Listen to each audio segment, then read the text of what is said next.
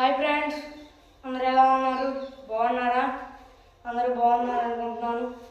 ఈరోజు దేవుని వాగ్దానంతో నేను మీ ముందుకు వచ్చాను. ఈరోజు దేవుని వాగ్దానము యెషయా గ్రంథము 54వ అధ్యాయము 17వ వచనం. నీకు విరోధంగా రూపింపబడిన ఏ ఆయుధము వర్ధిల్లదు. ఇది ఫ్రెండ్స్ ఈరోజు దేవుని వాగ్దానము. మన జీవితంలో ఎన్నో కష్టాలు బాధలు వస్తూ ఉంటాయి, మనకి వ్యతిరేకమైనవి కూడా పుట్టుకొస్తూ ఉంటాయి. అయినా కూడా మనం భయపడాల్సిన అవసరం లేదు. ఎందుకంటే మనకు విరోధంగా రూపింపబడే ఆయుధం కూడా వర్ధిల్లదని ఈరోజు దేవుని వాగ్దానంలో దేవుని వాక్యం సెలవిస్తుంది. ఎలా ఏదైనా ఎగ్జాంపుల్ చెప్పు అని మీరు అడగచ్చు. ఎగ్జాంపుల్ చూసుకున్నట్లయితే ఎస్తేరు గ్రంథంలో మరి యూదుల్ని నాశనం చేయడానికి, యూదులు అనేవారు లేకుండా చేయడానికి మరి సాతాను కుట్ర పన్ని మరి హామాను అనే వ్యక్తి చేత మరి ఒక చట్టాన్ని తయారు చేయించాడు అనమాట. ఇజ్రాయేలీల్ని నాశనం చేయాలి అని. అయితే అది వర్ధిల్లలేదన్నమాట. ఆ సమయాన్ని మరి ఇజ్రాయేలీలు 3 రోజుల పాటు ఉపవాసం ఉన్నారన్నమాట. అప్పుడు దేవుని కృపతో మరి ఆ శోధన నుండి వాళ్ళు తప్పించబడ్డారు. ఆ శత్రువుల్ని వీళ్ళే జయించేటట్టు దేవుడు కృప చూపించాడు. ఈరోజు మన జీవితంలో కూడా దేవుడు కార్యాలు జరిగిస్తాడు. అయితే మనం దేని విషయంలో కూడా భయపడాల్సిన అవసరం లేదు. సరే, ఏ విషయంలో కూడా భయపడాల్సిన అవసరం లేదు అని చెప్పి ఎట్టబడితే అట్లా ఉండకూడదు. ఎందుకంటే ఆ సమయాన్ని ఇజ్రాయేలీయులకి విరోధంగా రూపించబడినప్పుడు మరి వాళ్ళు ప్రార్థన చేశారు. అలాగే ఈరోజు మనం కూడా ప్రార్థన చేయాలన్నమాట. మనకి విరోధంగా ఏమన్నా పుట్టుకొస్తుంటే మనం ప్రార్థన చేయాలి. అప్పుడు దేవుడు వాటిని పారదోలుతాడు, మనకి ఆనందాన్ని సంతోషాన్ని ఇస్తాడు. ఆ సాతాను శోధన నుండి మనల్ని తప్పిస్తాడు. మరి ఇది ఫ్రెండ్స్ ఈరోజు దేవుని వాగ్దానము. మరి ఈ రోజుల్లో మరి ఎవరి కోసం ఈ వాగ్దానాన్ని ఇచ్చాడో నాకైతే తెలియదు. దేవుడు మరి బాధపడుతున్నారా? బాధపడాల్సిన అవసరం లేదు. మీకు విరోధంగా ఏమన్నా రూపించబడితే మరి బాధపడవాకండి, ప్రార్థన చేయండి. దేవుడు వాటిని తన నామం పేరట లయపరుస్తాడు. మరి భయపడాల్సిన అవసరం లేదు. మరి ఇప్పుడు వరకు ఎవరైనా యేసు ప్రభువుని నమ్ముకోకపోతే మరి ఆయన్ని నమ్ముకోండి. అలాగే ఇంకో విషయం ఏంటంటే, మీ జీవితంలో ఇలా ఏమన్నా ఇబ్బందులు కష్టాలు ఉన్నాయా?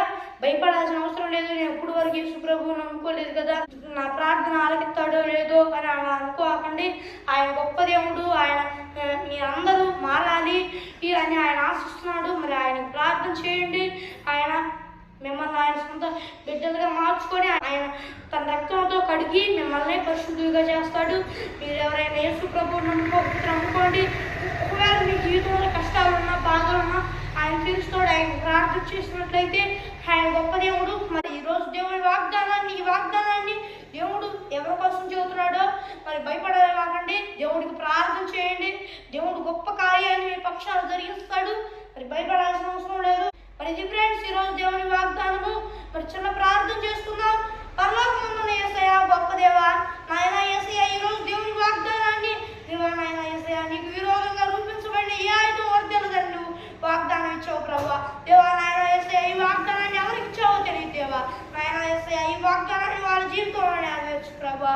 దేవా, వాళ్ళందుకు తగినట్లుగా ప్రార్థన చేయడానికి పట్టి కొరకు చూపించు, నీ సహాయాన్ని చేయి దేవా. నాయన ఈ వాగ్దానం చూస్తున్న వారిలో ఎవరైనా నేను నమ్ముకోకపోతే నేను నమ్ముకున్నట్లు నీ కొరకు చూపించు, నీవే సహాయం చేయి. ఈ వాగ్దానం చూస్తున్న వారి పాడి పంటలన్నింటినీ దీవించు, నీ కొరకు చూపించు. యేసుక్రీస్తు నామములో అడిగి వేడుకుంటున్నాము మా పరలోకపు మా పరమ తండ్రి, ఆమేన్. మరి ఇది ఫ్రెండ్స్ ఈరోజు దేవుని వాగ్దానము. మీలో ఎవరైనా యేసు ప్రభువుని నమ్ముకోకపోతే ఆయన నమ్ముకోండి. ఆయన గొప్ప దేవుడు. ఆయన సర్వ సృష్టికర్త. మరి ఆయన సర్వలోకపు అధిపతి. ఆయన సర్వలోకపు సృష్టికర్త. మరి మీ కష్టాలు ఏమన్నా బాధలున్నా ఆయన తీరుస్తాడు. ఆయన గొప్ప కార్య మన పట్ల జరిగిస్తాడు. అలాగే మనం జీవించి చాలా కాలం జీవిస్తాం కదా, జీవించిన తర్వాత మరణించిన తర్వాత నిత్య జీవమైన పరలోక రాజ్యం కావాలంటే ఆయన నమ్ముకుంటేనే వచ్చింది. ఆయన మీకు ఆ జీవాన్ని పరలోక రాజ్యాన్ని మీకు ఇస్తాడు. దేవుడు కృప చూపిస్తాడు. మరి యేసు ప్రభువుని ఎవరైనా నమ్ముకోకపోతే నమ్ముకోండి. మరి ఒక దేవుని వాగ్దానంతో మళ్ళీ కలుద్దాం. అంతవరకు దేవుని కృపాశిస్సులు మనందరికీ తోడైన నడిపించును గాక, ఆమేన్. Praise the lord.